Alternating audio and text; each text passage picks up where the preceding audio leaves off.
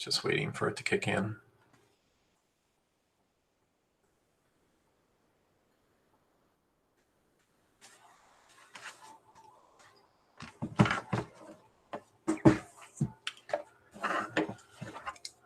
Still waiting, still waiting. There we go. Okay. All right, so welcome class to our review of Unit 6. And as I said, you can either watch here through the Google Meet, or you can go right to the Jamboard and watch it there. Okay. So you guys can be entertained by watching me try and write neatly on my iPad, but we should be okay. I've done this a couple of times, so I'm getting better about it every time. All right. So we're going to start right back from the basics. Just give you two vectors. Forget about any context or anything like that. And we're just going to try and calculate some addition and subtraction ones. I'm not going to do every single one of these, but we'll just get the basic idea. So if I'm going to do u plus v, remember, you could draw these any way you wanted, but I've suggested with a picture on how you could make your life easier. So we do have the two vectors here, u and v. But when we're adding them, remember, we start with the first one. And since we're starting with u, we're going to go and draw u first. And we're just going to estimate about how long it is. And then we're going to add v. And v goes on the end of u. So v looks about that big. So there's u and v. And then the resultant is the sum of these, starts from where you started and goes all the way to the end. And that'll be u plus v. So drawing the picture is half our battle. The other half, well, I guess 40% of this is figuring out the angles that are involved. From the question, it says that the angle between these is 40. So that means that this is 40. So that means in here is 40. Oh, wait, no, it's not. Oh, geez, I almost got fooled by my own self. Okay, it's not. The angle between there is not 40. Okay, 40 is something out in here. So I just draw that sort of reference line to be able to see 40 right there. And so if that one is 40, what is the inside angle? Anybody? 140. That's right. 140. And that's going to be the angle in between there. We already know from the question, oops. We already know from the question that u is 8 long and v is 13. Thank you. And so we now have all the information we need to get our red vector. What rule are we going to now use to get the red vector? The cos one? Yep. Cosine 1. And so I'll just call this vector r, just so I don't have to write as much. R squared equals, and then it is 8 squared plus 13 squared minus 2 times 8 times 13 cos, and the angle between them here is 140. Don't get fooled like I almost did by saying it's 40. And to save ourselves some time, you can punch this in your calculator if you want, but I think you've been doing lots of cosine law. I get 19.81, which I'm going to leave on my screen. So dot, dot, dot, come on, dots.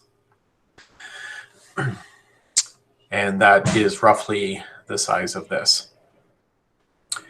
What's next? You can use the sine law to find the angle. Right. And remember, we talked before about how it could be whichever angle we wanted. And so, but to avoid some confusion, I've actually said in the question, I want you to find the one vector to u. And again, to me, that makes more sense that we're finding u, which is right in here, or the angle, excuse me, relative to u, because it's at the beginning of this red vector. So to me, that one is that. So to avoid any confusion, you'll see in the question, I actually told you to find this angle. And we'll use the sine law for this. So that's my unknown, but its opposite side is 13. So we're going to go sine theta over 13 equals, and now we need to compare it to something we know, which is this and my new found side. So sine 140 over this number that I have on my calculator. Again, I'm going to try and leave that on my screen. Okay. The first step then is to multiply. So we're going to bring this up and multiply.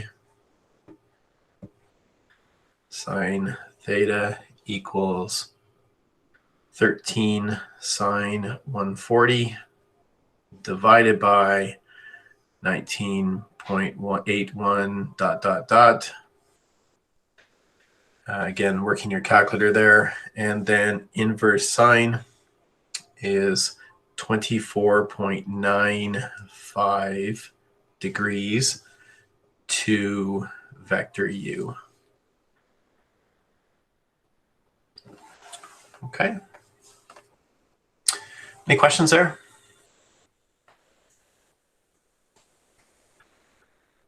Okay, so that's your basic one. If we move on to the next question, it would be v minus u, and I'll just draw the picture for v minus u. Again, I'm going to this is going to be available to you, but I'll also make a PDF of this to share with everyone so you can see all the answers. Luckily, here's the answers. You'll notice I rounded it to 1 decimal place there. That's why it's 19.8 and 25.0. Unless I would say go to 1 decimal place, but if you go to 2, like somebody did 2 decimal places on the assignment, I'm not going to stress about decimal places right here and now. Okay, will stress about decimal places when you're calculating, but when you write your final answer,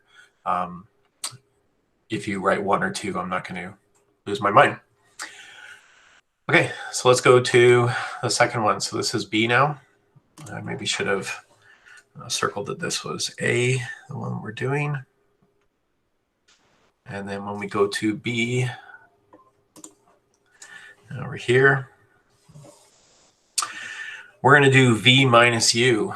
So maybe this is where I will challenge someone to draw this. So I'm going to draw the first one though. So V is this vector. So it's going to go right here about like that.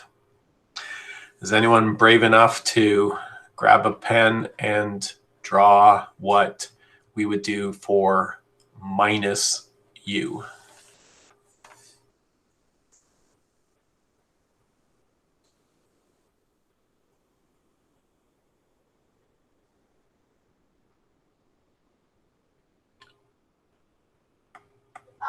Okay.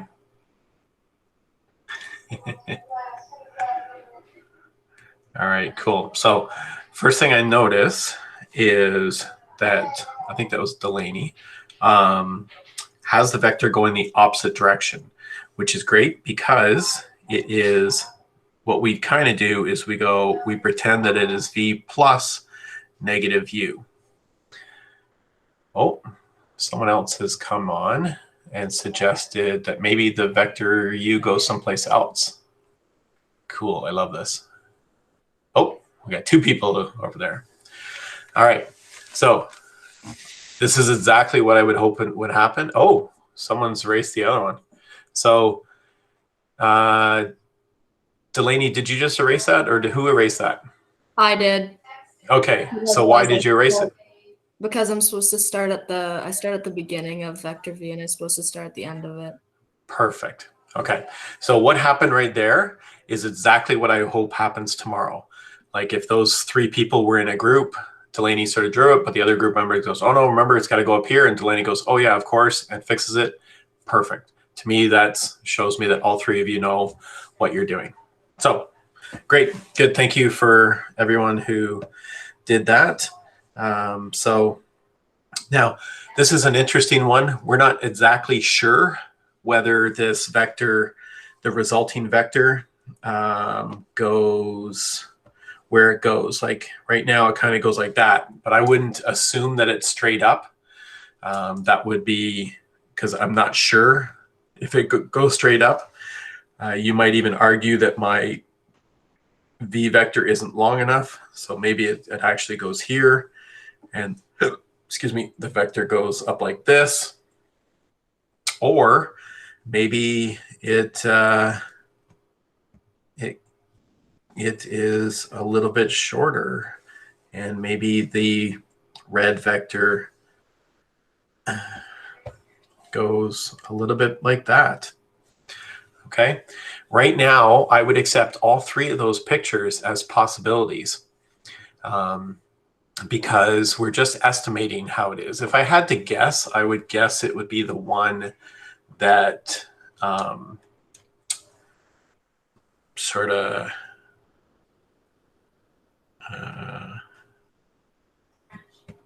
if I had to guess, I would guess, I'm trying to see if it'll come back for me.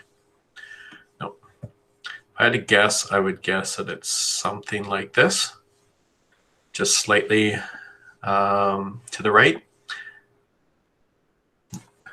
The reason I would add it at some diagonal is because I don't want to accidentally draw it straight up and down and assume that I have a right angle. So that would be the only thing I would be careful on. Okay. All right. So there is v minus u. The only thing I'll add to this is that I'm going to put that little negative there. So we recognize that we added negative u. So it was like this. You don't need to write that down. I'll be able to see that you did that in this part of the question. Next, we have this 40 degrees. So where is the 40 degrees? Well, again, we can use reference things to help us with our drawing. So you can sort of extend these reference lines off a little bit, and then you can see the 40 matches right here. So if someone could just grab a pen and put a dot where the 40 is inside this picture.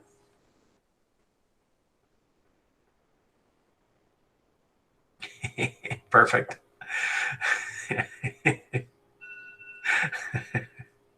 Excellent. That's exactly it. It looks exactly like a 40. Perfect. So I'm just going to tidy this up. Here's one of the perks. You can do this tomorrow. So you can just type in that, grab the thing again, and make it a little bit smaller. So, and just put it in like that. So that's one of the things you could do tomorrow. Okay, that will also work. All right, so that's going to be the deal for that. But of course, you're now, everything else is going to look at, oh, very good. Thank you, Jacob. I assume that's Jacob. So that's what we're going to do tomorrow. Here, everything else is now going to be the same. You're going to use the cosine law from here and then get your answer. Okay, so I'm going to leave that. I'm not going to do the rest of this because I think we'll be okay from there. But when you use the cosine law, you're going to get 8.6. And then the angle says, yeah. Does the negative u, does that have anything, like any effect on the actual cosine equation? Like, does it have to become a negative or no? Great question. So let me write out the cosine equation and you'll see here. So let's, again, I'm going to call, I'll call this answer, I'll call this side C just for fun. So if you remember the first few times I wrote this, I wrote it like this.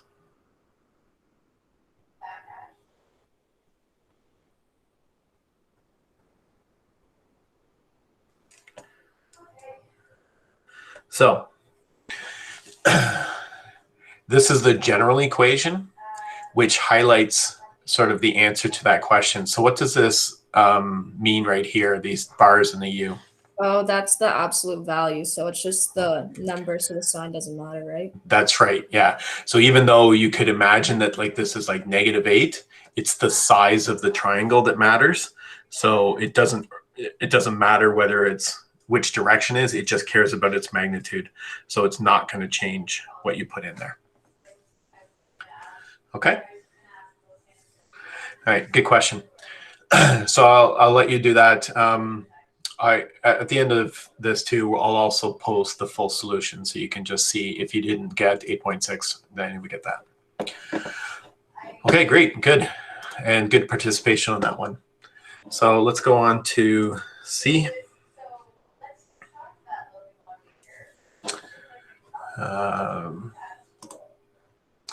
So in C, D, and E, these are just quick calculations. So I'll just do them really quickly. The projection one, so remember if we're projecting U onto V, the formula is the magnitude of U cos theta. And so in this case, it is just 8 cos 40. Remember the angle between is 40. And U is the thing that's being projected. So we start with 8. And 8 cos 40 is 6.1. What am I missing at the end of this, though?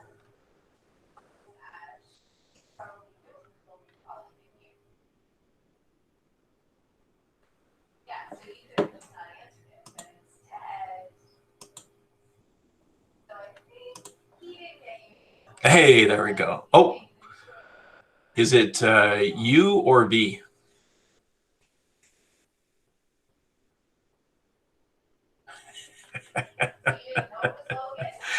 Perfect. Good. Yeah. So the unit is it's in the direction because remember U is projecting onto V. So it's projecting onto V. So it produces a new vector that is in the direction of V. Okay, so there's your projection vector. So since it's going projected onto V, it's in the same direction as V. So that's why it's the little V units. Okay, and you can see that in the answer. Good. Let's go on to number D.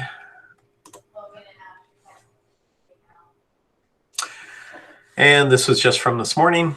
So magnitude of U dot, the magnitude of V is U dot V is magnitude of U, magnitude of V, cos theta.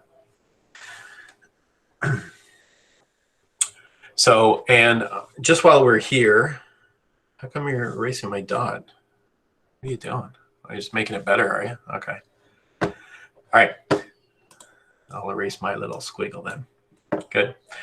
And while I'm here, I'm just going to write the cross product one.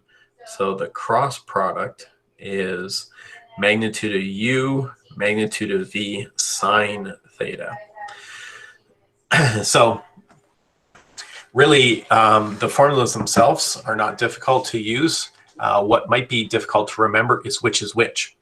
So the way I remember it, this will sound kind of weird, but the way I remember it is the cross product requires sine. So the cross product requires sine, and the dot product doesn't. I don't know. I got nothing for the dot product, but I know the cross product requires, the cross, remember, is sine, and the dot product is the other one, cos. I also remember back to the Desmos activity where we learned dot product first, and in the Desmos activity, we drew a cosine one. So either way, those were two ways that I remember the questions, or which is which. So, and then now you just a matter of plugging in the numbers. So I'll plug in the numbers for the dot product is 8 times 13 cos 40. That's an awful 13, but that's okay. Let me just erase a little bit there. Good. And then you get 79.7. Is the dot product a vector or a scalar? Scalar. That's right. So it's just you're done your answer. Next, we've got the sine law. Or sorry, yeah, not the sine law, but the cross product. So the numbers are going to be the same, 8 times 13, but it's sine 40. And that answer is 6.8. And then do we remember the little symbol we used from this morning's video? So yeah, so you have to stay in the Google Meet right now. It's like next 10 minutes. Perfect. I love that. Good job. Yes, that's a N. That's an N with a little hat. It stands for normal, and that will come into play in a second. And now my favorite part is the right-hand rule. So this is something I really miss, not seeing you guys do the right-hand rule, especially during a test, because it's amazing to watch people do the right-hand rule while they're on the test, because they put their pen down and they start doing this and all that sort of stuff. What is the most important feature of the right-hand rule? To use your right hand. Thank you, Cutter. Okay. I have seen it happen plenty of times when people are sitting there doing the right-hand rule with their left hand. So do not do that. Okay. So you're going to use your right-hand rule. Remember too, when you do it, you got to make sure that the vectors are positioned so that their beginnings are together. Okay, so don't have them off to the side. The beginnings must be together in order to do the right-hand rule. So in this particular example, you'll see the question's already set up properly. Okay, the beginnings are together, so you can just use that right there. So I'm going to try and do both here and demonstrate what you have. So I wonder if I could split screen this. Yeah, why not? Let's try this.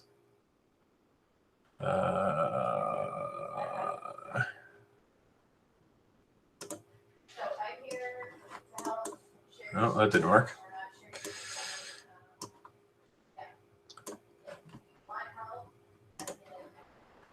I don't know if this will work. Okay, so the right-hand rule, you see you've got your vectors like this. So you're going to take your right hand and you're going to position it so that it is on the first vector. And for our case, the first vector is u, because we're doing u cross v. If we were doing v cross u, it would look different. So you're going to take your right hand and you're going to position it so your wrist is on that and your right hand is along u. Okay, there are two ways you could position your hand. It could be like this, or it could be like this. Holy geez, I'm going to break my wrist. Okay, but you have to choose the one so it curls, your fingers curl to the other one. And in this case, it would be curling upwards. So I am putting my hand here and curling it upwards. And then my thumb suggests that it's coming out of the page, Okay, and so that would mean that I would write out of page at the end.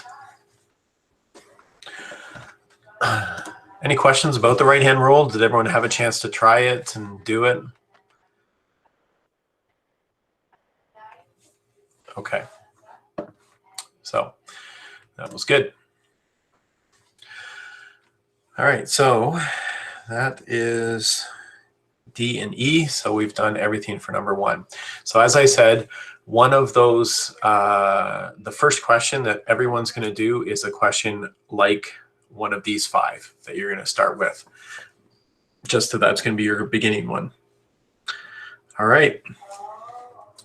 So we don't need that because we've already done it. So let me just delete this screen.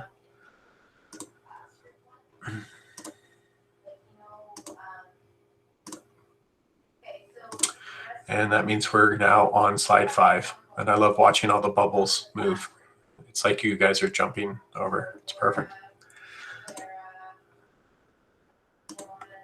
Okay. Actually, I'm not going to do this one just for the sake of time, but it's the exact same type of question that you would do, except you would draw your U, draw your V, and you would add them. So U plus V, and get your result. And then you would have to do that first, but this question asks for the equilibriant. So you would actually be finding this vector over here. Okay.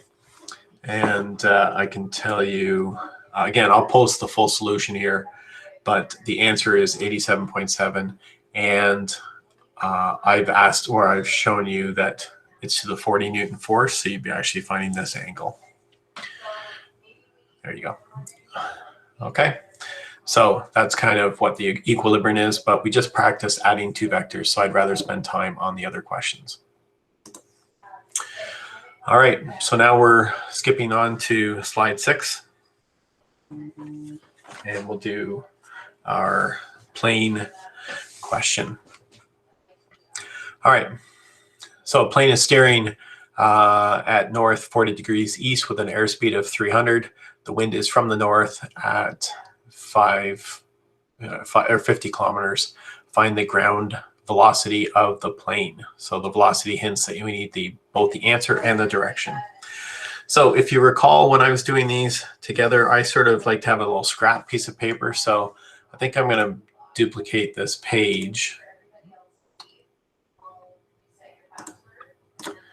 Okay, so the first page that I have here, I am going to kind of treat like my scrap paper, and then I'll make it nicer on the next side. So north 40 degrees east is my first vector. So I'm going to start down here, and to the east means I'm going to go to the right. So there's north, and then I'm sort of going east. So actually I'm going to undo that. I was just showing my thinking. So northeast is something like that. I think I'm going to actually make it a little steeper. It's almost 45 degrees. So this is me just, oh geez, there we go. And I'm going to draw these little crosshairs at the bottom to reference that I've gone north 40 degrees east. So that's north 40 degrees east. And then I have the wind is from the north. So remind me, where is it blowing if it is blowing from the north? South. That's right. And so we're going to go straight down. And this is going to be 50. I don't really need a crosshairs there. And so I'm going to take these and add them together. So remember that ground speed is air speed plus wind. This is the air. This is the wind. And so I'm just, becomes a simple addition question. So I've already got the air speed like this. And I'm going to add the wind at the bottom like that. And you will see that I'm kind of exaggerating this just to give myself some room.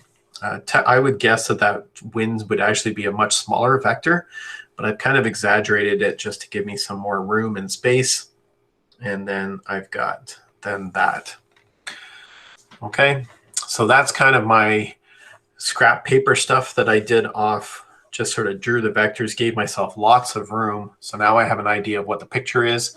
So for me, I'm actually going to now go over and on the actual question, redraw that.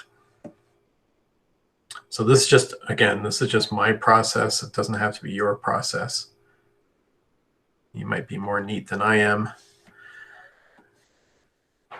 Here are my crosshair references. I got 40. And my resulting ground speed is going to be this. Oh, geez, I missed. There we go. There's the ground speed. I've got my numbers, which is 300, and this is 50. And good. Okay. Oh, I forgot to move this screen. Sorry. Imagine some of you joined me. Sorry, I just redrew that. That's what I was just mumbling about. And here we go. Now, I love how my vectors are all squiggly, but that's all right. So what I need to do now is get an angle in between. So can anyone grab a pen and tell me? Oh, look at that. Yep. Looks like you are attempting to do a 40. Well done. Very good. Oh, look at that. Good. So it's 40 with the infinity symbol, apparently. All right. So perfect. We know that that one's up there is 40. Great. And the reason is because of the Z pattern. So I'm just going to draw this Z pattern. Now, in this particular question, come on, Z pattern, pop up on me. There it is. So the reason this one works is because the wind is going straight down. If we did have the wind off to the side a little bit like this, only part of that angle would be 40, and the rest you would have to calculate or figure out. But in this case, it is straight down, so we're fine. Okay, good. And that's all we need for the cosine law to go from there. So again, I'm going to sort of race through this part a little bit quicker. So it's g squared equals 50 squared plus 300 squared minus 2 times 50 times 300 cos 40. And I can tell you that that answer. So again, this, like tomorrow, if you guys tell me that line, I won't make you punch it in your calculator. I'll be able to just say, yep, you're right. You're on the right track. I trust you all know how to use the cosine law. I saw you all do it on your assignment. So I know that you can figure out that the cos, or the answer eventually will be 263 kilometers. I think that was Cutter who just drew the angle in, which is great because we need that angle to be at the beginning of our vector. And so he saved us a little bit of time by putting that in there. And so it's going to be sine theta. And the one opposite that is 50 equals, oh, we're going to need some more angles, though. I don't have the angle necessary to go across from this guy. So I need that angle there. Can anyone either tell me or write in there what that angle is?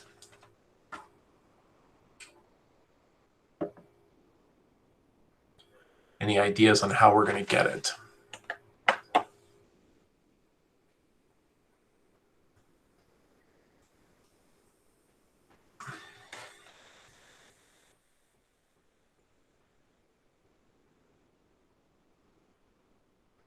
Or do I even need it? No, you don't need it. Oh, that's right. Good. Sorry. What do I have to do to finish my sine law then? It'd be sine 40 over 263.7. There you go. Thank you. Or whatever you have on your calculator. All right, perfect. Good. Sorry about that. I was heading off someplace else. Again, saving you time, I'm just going to go off and tell you that the answer is 7.0 degrees.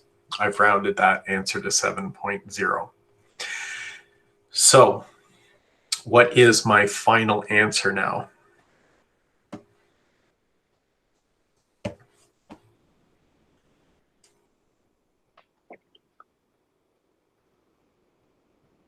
Don't be shy. Okay, good. Jacob saying plus 40. Yep.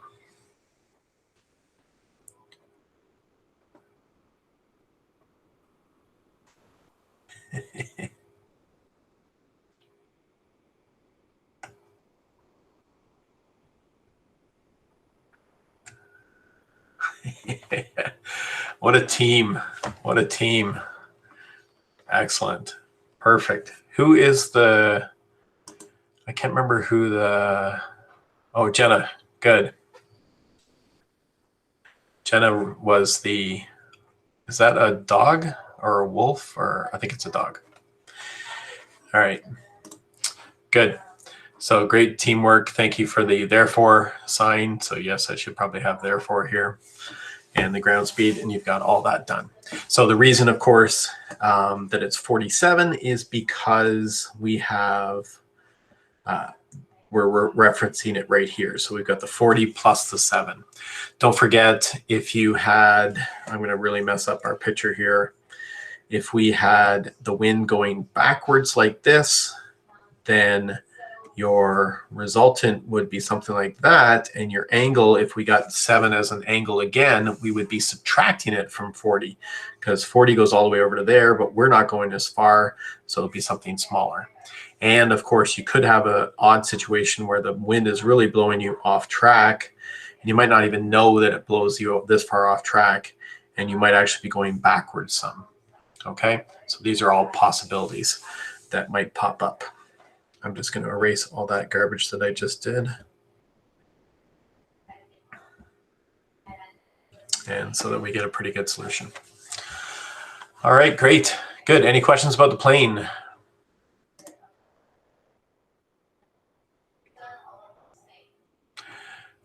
Kelsey, I'm noticing here in the text you said, can I go back to B? What did you mean there?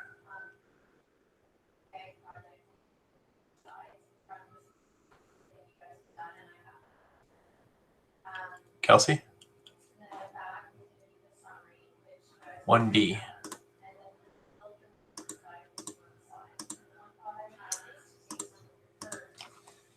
Okay, turn on your mic and ask away.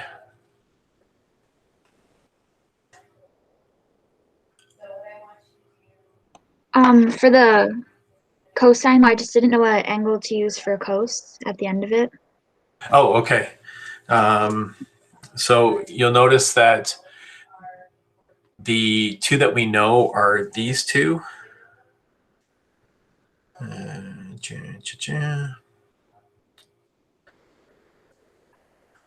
So we have the 8 and we have 13 is here, and the angle between them is the 40.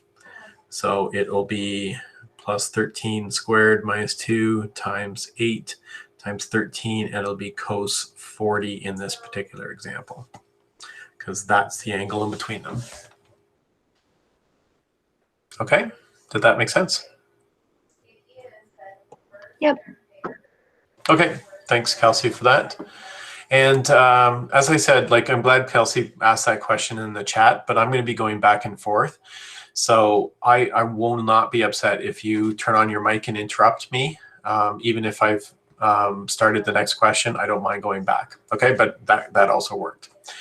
Okay, so we're all kind of learning how this is going to work. All right, great. Okay, so there's question 3. Let's review question 4. I'm going to try and do these a little bit quicker because I was really impressed with your assignment. So I think you guys are getting these, but I don't want to assume that everyone is all the same spot.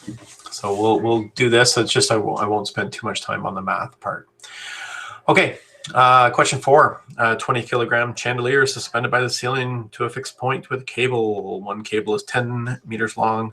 The other one at an angle of this. The other is 15 at an angle of 31.5. Find the tension in each part of the cable.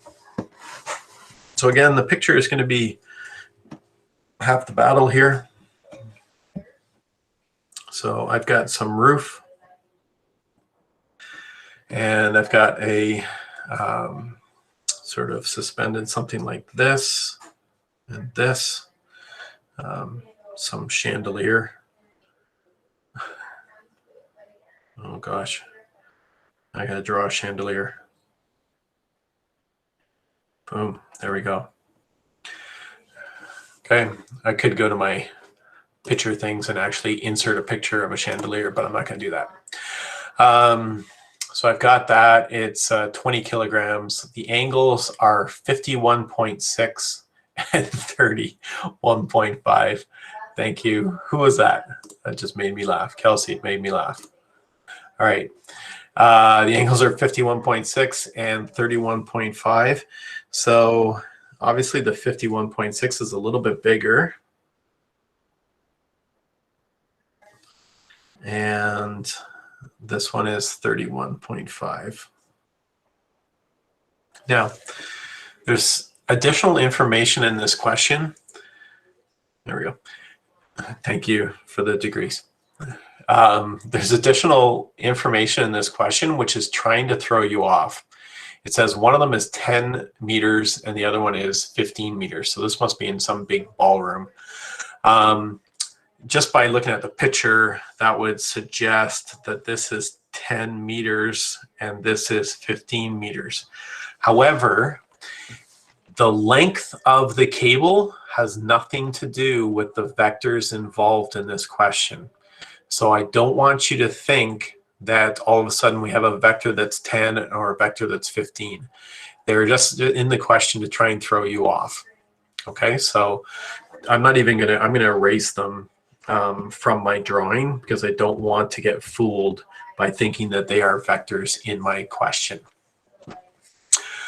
Okay, so we kind of did this morning. What's the first vector? Can someone draw the first vector that we're going to consider in this question?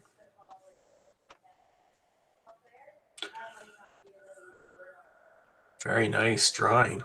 Good. Thank you, Jacob. Thank you. Who was that again? That was Kelsey, right? Kelsey drawing FG. Good. So FG is equal to, in this case, oh, sorry, I started taking over for you, Kelsey. I'll just save you some time. 20 times 9.8. And good, Delaney's drawing that too. And she's telling me the answer is 196 newtons. Perfect. That's excellent. I think that N was very dramatic. That was like, wow. Look at that. That's very nice, dramatic N. Okay, so she's ahead of me doing the other part of the diagram. Great. So we know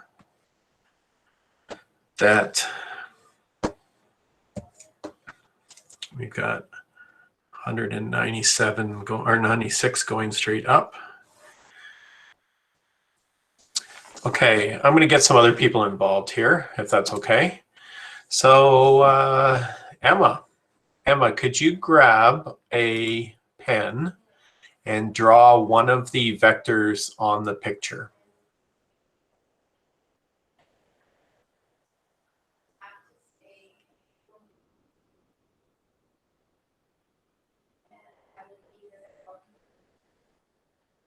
Do you mean just the triangle with the angles? Is that what you'd like? Yeah. Or do you want me to do the force of like F1? Oh, F1. Yeah, T1. Oh, sorry. Just draw me T1 vector.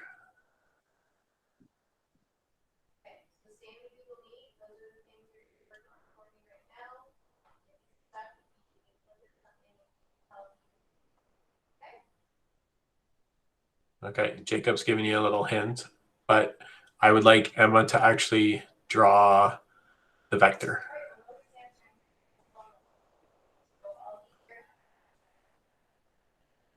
Do you just mean the triangle on the side, like the two lines? Yep. Yeah. So there's going to be two lines here. Yeah. But they also exist in the real picture. So draw whichever one you want. Oh. My first gut was for you to draw them in the picture. Yeah. Perfect. Okay. Yes. Good. Now, if you had to predict, Emma, which one do you think is going to be longer? T1 or T2?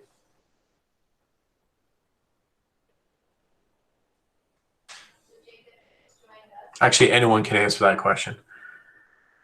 Which one do we think is going to be longer, the T1 vector or the T2 vector? T2. Okay.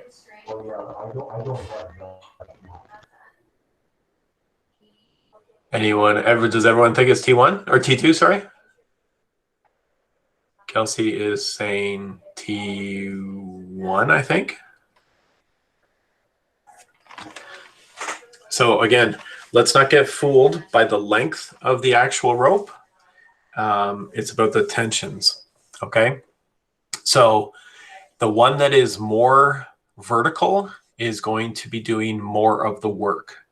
So which vector do you think is more vertical?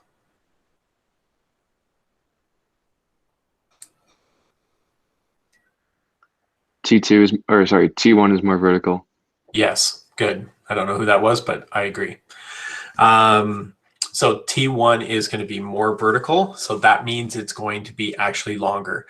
And I think when Emma drew it, she kind of drew the first one a little bit longer than the second one. So that's going to translate over here. I don't know if Kelsey's trying to draw something for us. Oh, I see where you're heading with that. Okay, I agree with you. I'm going to draw the vectors first, and then I'll put that angle in there. Okay, so could you just erase that for a sec? You can undo. Yeah, perfect. Okay. All right, so I'm going to draw the two vectors. There's one that goes about here and one that goes back like this. T1 and T2. And what we saw Kelsey doing is imagining the crosshairs here. So, oops.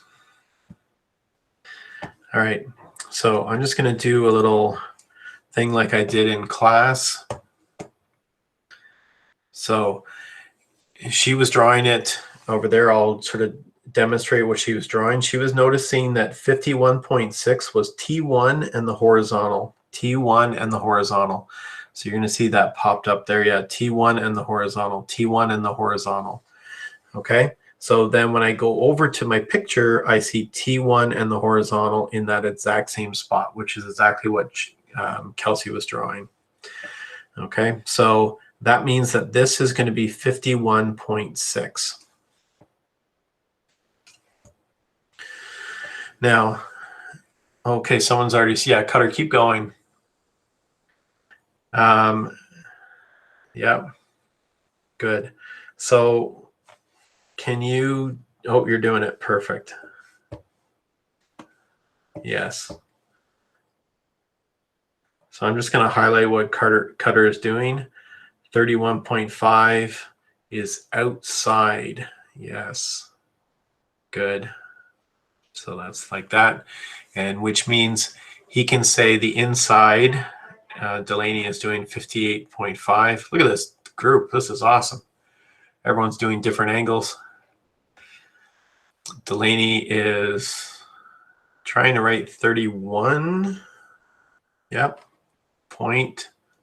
Carter says. Entertaining. Good. Look at this. What a team. Excellent. Good. I think if we are working together like this, I feel like it would be easier to do like this, to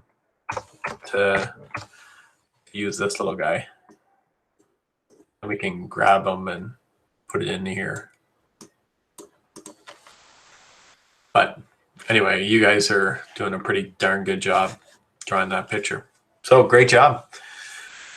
All right, so now it's just a matter of, once we got all that information, the only thing I guess I need here is we've got all the different parts of the angles. So the only thing that I might want to ask is, oops, I didn't mean to draw over top of that. But yeah, Delaney is writing down the sum of those, which is 82.1. Great. And that's going to be important because that's what we're going to use for our sine law. All right, so while you guys are coloring over there, I'm actually going to do the math here. T1 over, T1 is opposite the 58.5. And equals,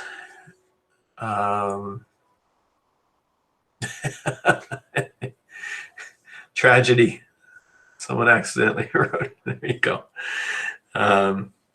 Equals, and then the side is 196 over sine, and we did have that it was 83.1.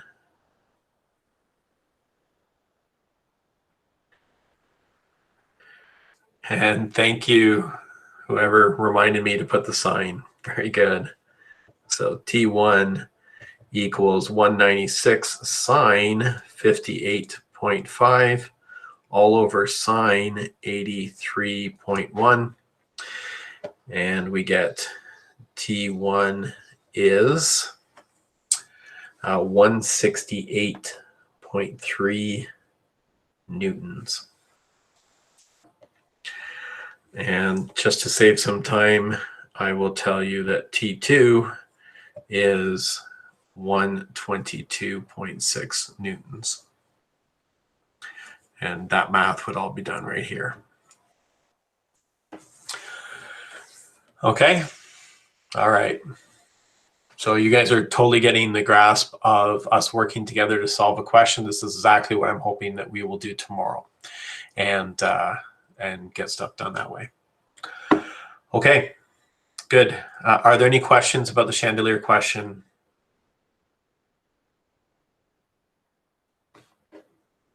Okay, I'm just going to go back here and make sure we're all good. All right. Let's move on to the next question. You will see this question 5 skipped.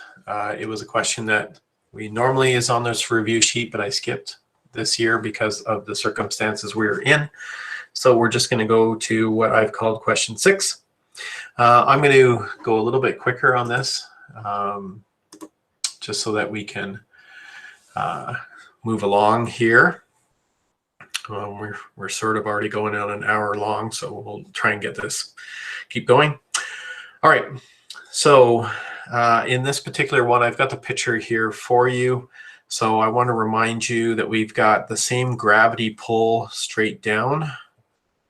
So it's right straight down here.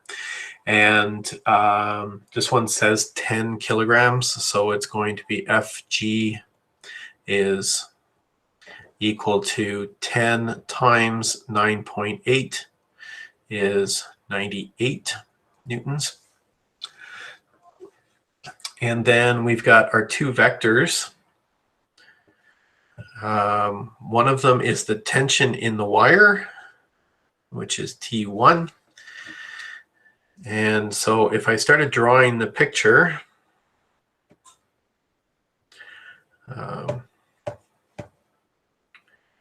so if I tried drawing the picture, I have the vector upwards is going to be 98, and T1 is going to be going like this. And again, you can see my picture really isn't a great one because that vector over here should be a little bit longer. So it's probably up something like this. It could even go longer than the actual length of the wire. You know, it really depends on what's going on. The other vector that's going on is the compression vector. So normally we would imagine the compression vector would go like this, we would think, but that doesn't work for our addition. So we're going to use Newton's law to say it's actually going in the opposite direction. So it would be coming out of the wall like that. And so in our vector diagram, it sort of comes up over here as vector C for compression. Now, the only mistake that I saw a couple people do on their assignment was this angle right here. So you see 40 here, and it's very tempting to put 40 up top here, and that would be in the wrong spot. So let's just remind ourselves of that, because this 40 is an angle from T1 to a vertical line. So if you drew a vertical line here, you can see that 40 is outside of the triangle. And so someone is then showing me that the 40 will translate to inside the triangle. So If I did the Z pattern again, you would see that yes, that 40 is inside the triangle. Okay, and our degrees police there has added the degree on there, so thanks very much, Jacob. And then we've got almost everything that we need here. The only catch, or sorry, not catch, but the one part of this question that makes it a little bit easier is in our diagram, because compression is straight out, we actually do get a right triangle here. So that means our math is a little bit easier than some of the other questions because we can use SOHCAHTOA. So I'm going to quickly go off and do SOHCAHTOA. So SOHCAHTOA. And in this particular question, I'm going to use the 40, which makes this side adjacent and this side, oh, sorry, that's not the adjacent side. That is the hypotenuse. So this is the hypotenuse, and this is the adjacent, which means I'm going to use cos. Well, thanks for adding the 98 there in. So it'll be cos 40 is adjacent, which is 98 over my unknown, in this case is the hypotenuse T1. Remember our grade 10 math in that we'll multiply this up and the cos 40 will come down. Sorry, grade 10 math, I don't know what I said. T1 is equal then to 98 cos 40. And that gets us 127.9 newtons. Okay, good. And then our other calculation is we're going to, again, use 40, but this time we're going to find the C, which is opposite. And I could use T1 because I just calculated it. But remember, one of my bits of advice is to try not to use ones that you've calculated in case you've made a mistake. So I'm going to use opposite and adjacent to get the C. And opposite and adjacent is tan. So over here it'd be tan 40 is opposite, which in my picture is C, over adjacent, which is 98. Then this is only one step. 98 tan 40 is C. And I can tell you that that answer is 82.2 newtons is C. Okay. I should probably just draw that. Okay. Any questions for number 6?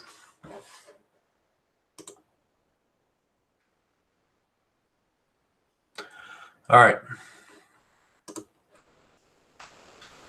Let's keep going. We're doing great.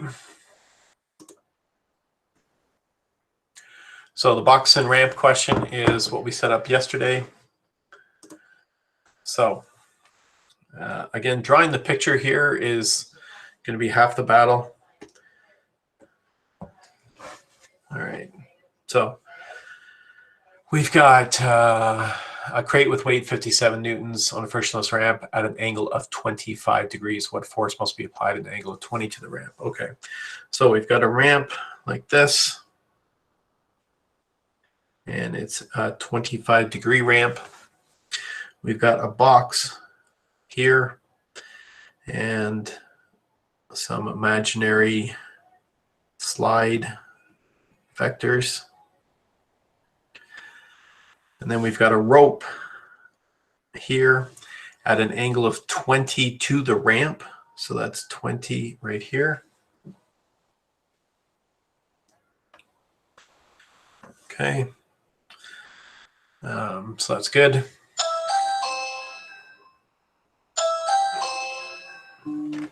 Someone's at my door. I think they're just delivering something. Yeah. Okay, good. Sorry about that interruption there. Okay. So I think we've got a good picture there. Now we got to go off and do all of our vectors. Thank you.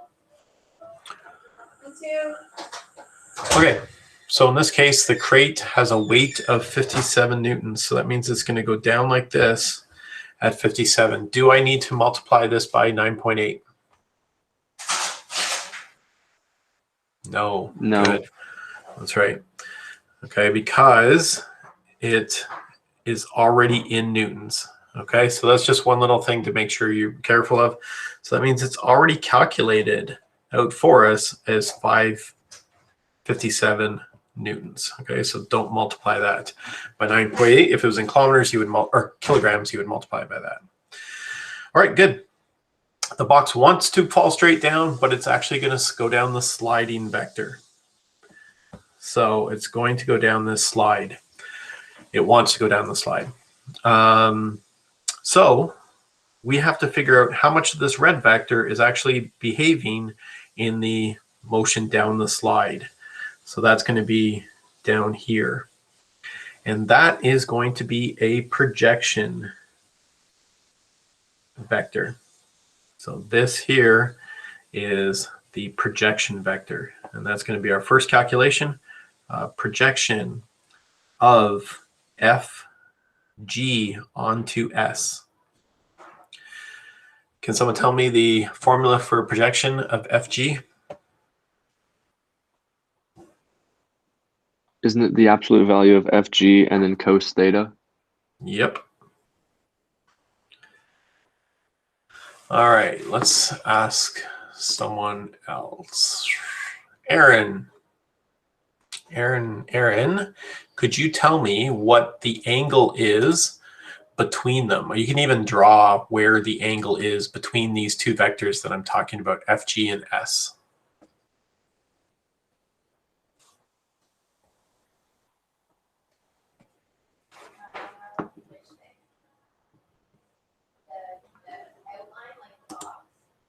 You there, Aaron? Aaron's there. She is. All right, perfect. Okay, so where is the angle between FG and S?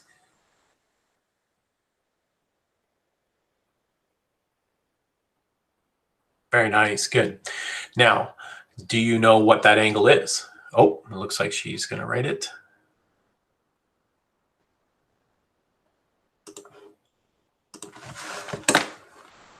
$65, is that what you wrote? Yes, very good. Good, now how'd you come up with 65? You can just tell me. Using the smaller triangle, I subtracted 25 and 90 from 180. Perfect. 65. Yes, good. And I'll just draw that triangle for anyone else who wants to see it. The smaller triangle in here. She knew this was 90. Okay, and have that. And we get 65. Okay, perfect. Thank you, Aaron. So now we can actually do the math.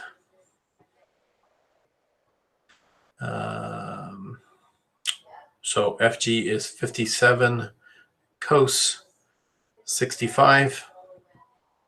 And I can tell you that that is 24.1 newtons.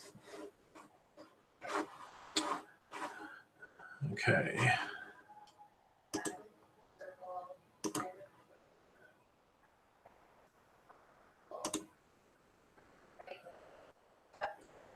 Okay.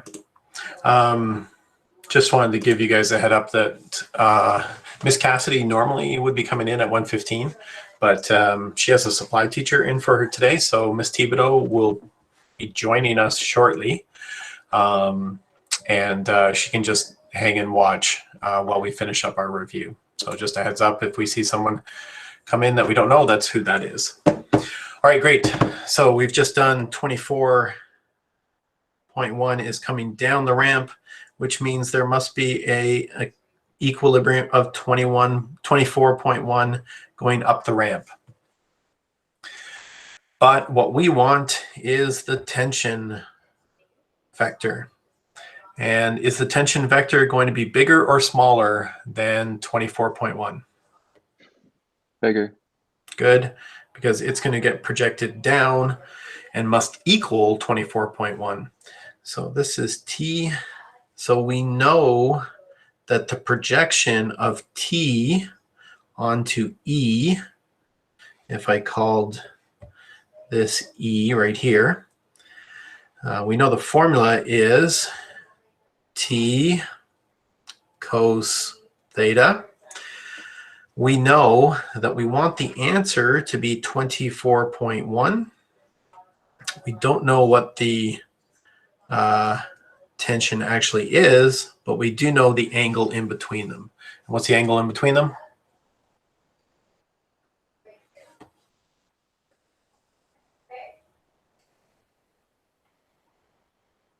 Good. 20 Thank degrees. you, Jacob. Yep, 20 degrees. Good.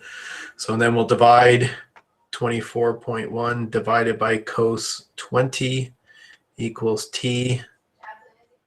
And I'm just squeezing the answer in at the bottom is 25.6 newtons equals T. And that is the tension in the wire. Okay, any questions there? All right. Good. So just seeing if Miss Thibodeau's arrived yet. No, not yet. Okay. All right, so we're just plugging away here. The last few then, so again, I skipped 8. So we're on to number 9. I'm so proud of this picture that I've drawn in my other file that I'm actually going to take a picture of it and include it in this question here. So this is just a work done question. So it says a boy pulls a loaded sled with a force of 300 newtons for 85 meters, and the rope he is pulling with is inclined at 40 degrees to the horizontal. Find the work done. So I drew all this by hand, so I'm so proud of that picture, so I thought I would share it with you. So look at that. There is the guy pulling the sled with apparently Santa Claus on it. Don't know why, just that's the way it is. And this is just a matter of calculating the work done. So can you remind me the formula for work done?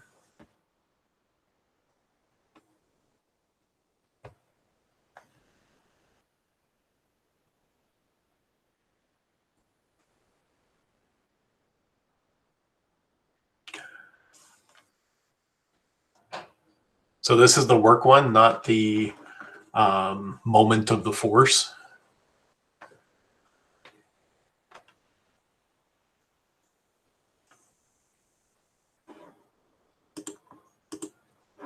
Does anyone remember?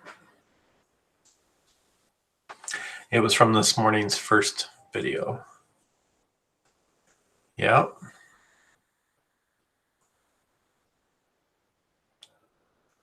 Okay, good.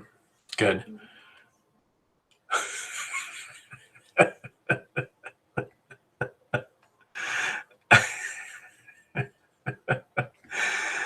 All right.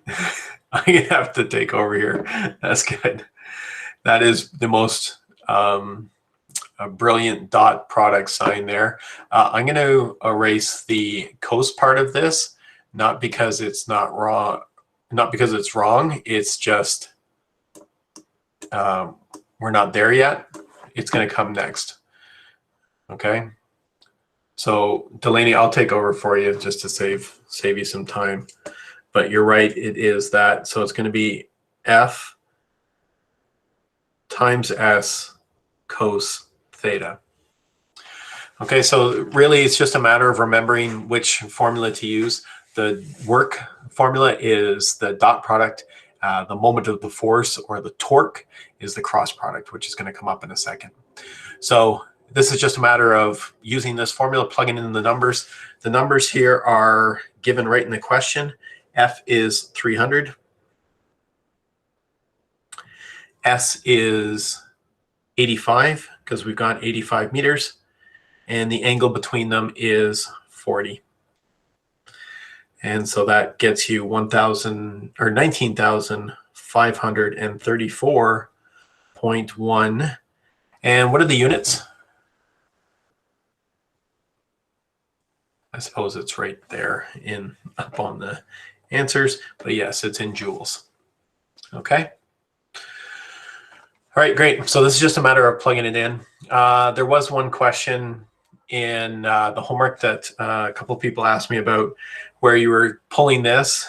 You know, it might be pulling at 40 degrees for the first part, and then you come across a ramp, and you know, your ramp might be 15 degrees, let's say, but the rope itself stays at 40 degrees.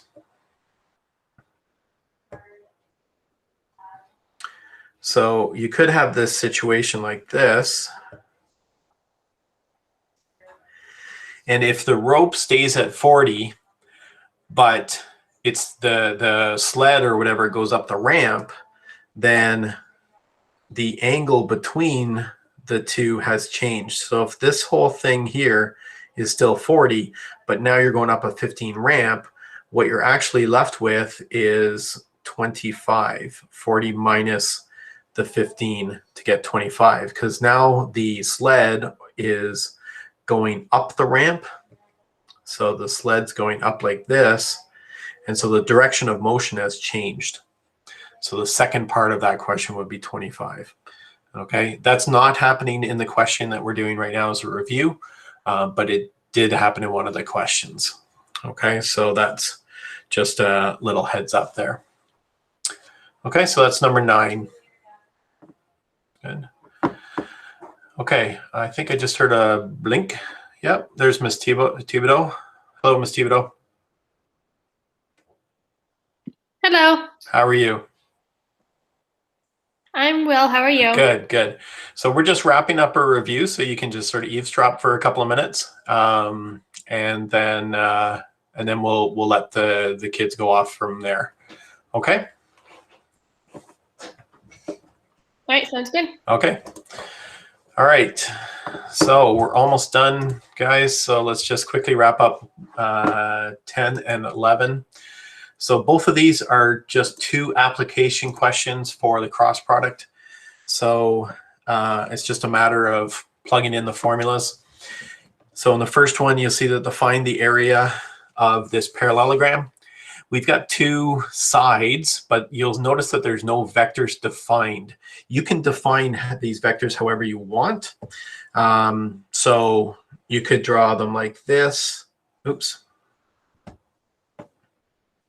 You could draw a vector from here and here if you wanted, and let those be the 2 defined vectors. That would be fine.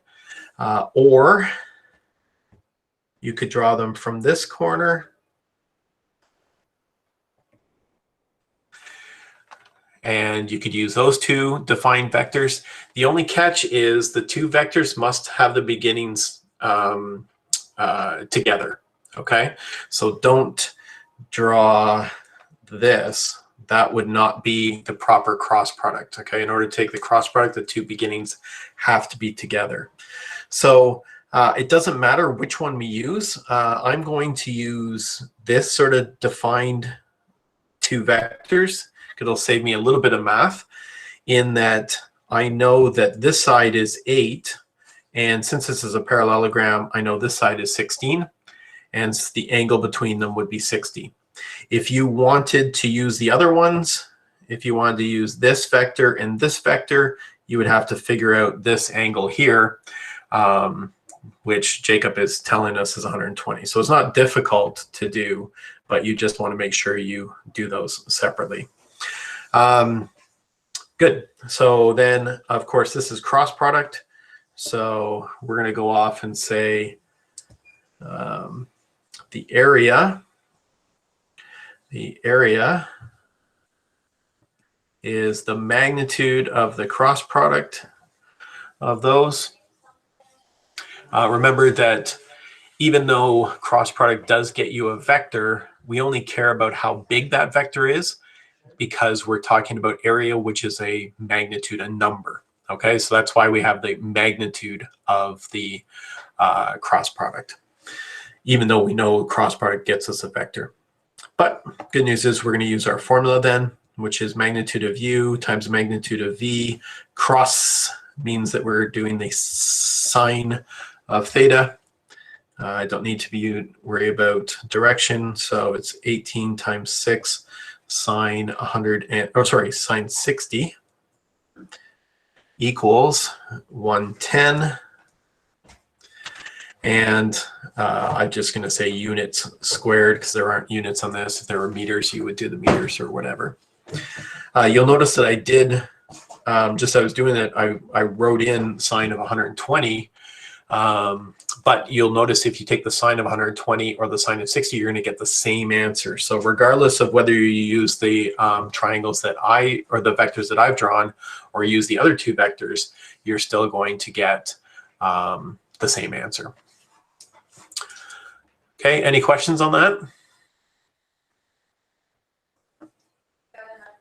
All right. So last one, the torque. All right, so the torque is going to be a different application of the cross product. So this formula is the one that Delaney was writing before. It's the moment of the force, R cross F. So that's going to be R F cos theta. So, okay. So now we just got to make sure we figure out which is which. Oh, gosh. Sorry. All right. Okay. Yeah. What's the bread like? Is it So, butter bread? Just like that with the bread.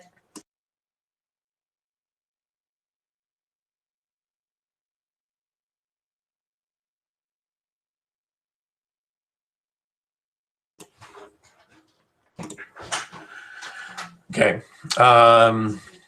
So yes, thank you. It is the cross product. So I need to use the sign. I used the sign the other one, didn't I? Yes. Okay, good. Phew. All right. Now it's just a matter of figuring out what the R and the F are. Can someone draw the R vector for me on the picture?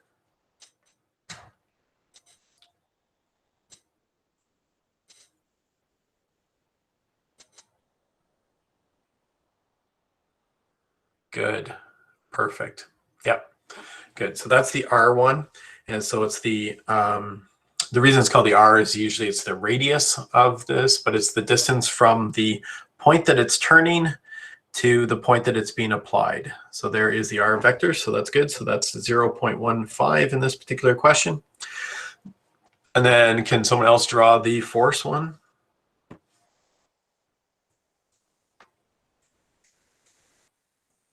Yep.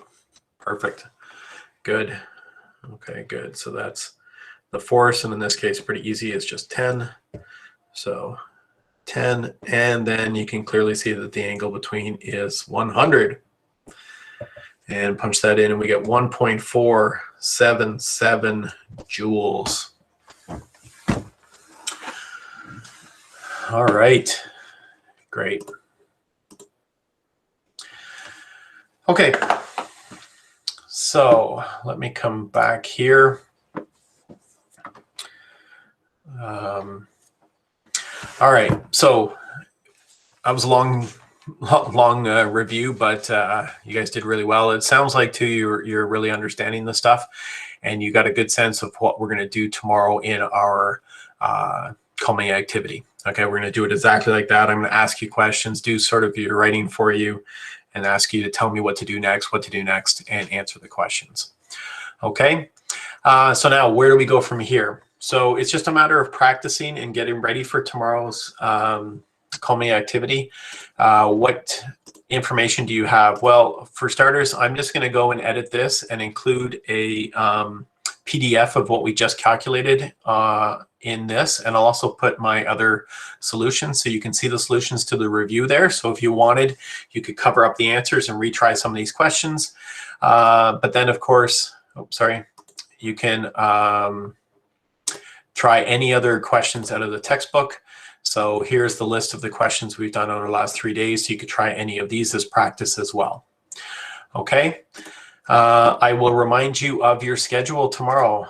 So remember, everyone's going to check in at 8:30, and then group 2 will begin we'll do their group first, and then we'll continue on with the rest for the rest of the morning.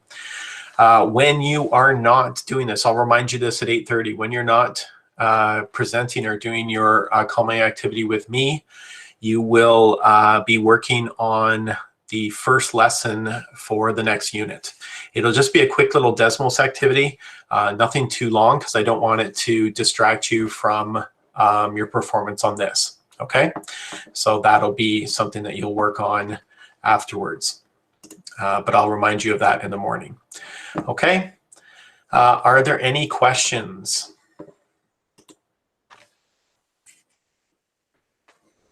Are there any questions? Okay. So what we're going to do here is I'm just going to talk to Ms. Thibodeau for a second. If anyone wants to stay behind and ask me a question, we can do that. Otherwise, you can go off and do your own practice now and everything and get ready for tomorrow. You've got all the information, so if you wanted to leave the Google Meet, you could. Ms. Thibodeau will be here until 2:30. If you wanted to pop back in and ask any questions, then you can. And again, if you need me, you can email me at any time. Okay, so let's just throw our cameras on and wave goodbye. If you're leaving, if you want to stay in chat, then you can.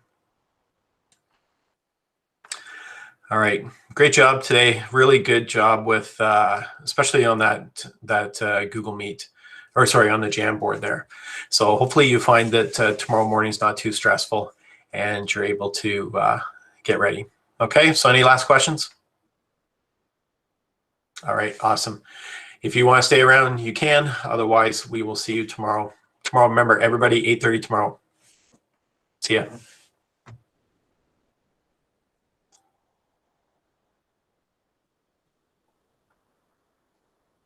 Hey. Hello. You can tell how many people wanted to stay after listening to me ramble for an hour. They all ran away.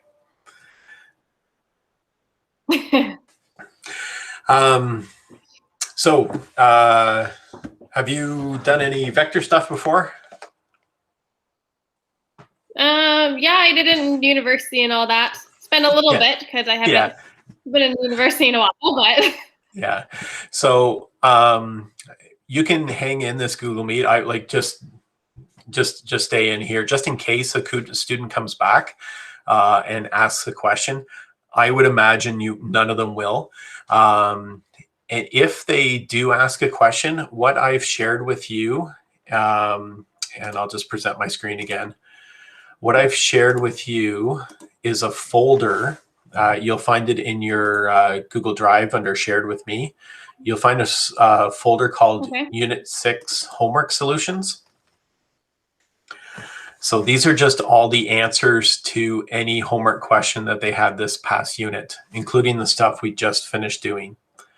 So if someone does come in and ask you a question and say, like, I needed some help with something from day 6.4, you can just click on that and you'll see all of the answers. I don't mind if you share the screen with the student and say, like if they're asking about number 12, you want to say, well, here's Mr. Lee's solution. Does this help you? And they might go, oh, okay, great. And then be done, okay? If they have further questions and you're not sure how to help them, just tell them to email me and I will get a hold of them. They're a really excellent class, so I don't anticipate that any of them will come back. They've had a long day today, so they probably won't come back at all. Okay? Alrighty. All right. Good. How did Sounds your good. science class go? Pretty good. They're a little silly, but I mean, as to be expected. Yeah, first day for them too. Yeah. Yeah. Okay, great. So if you could just stay in this Google Meet for the next hour, I guess, and if anyone shows up, you can sort of direct them to those, and if they need anything, they can email me. Okay? Sounds good. All right, thanks. Good luck. Take care. Thank you.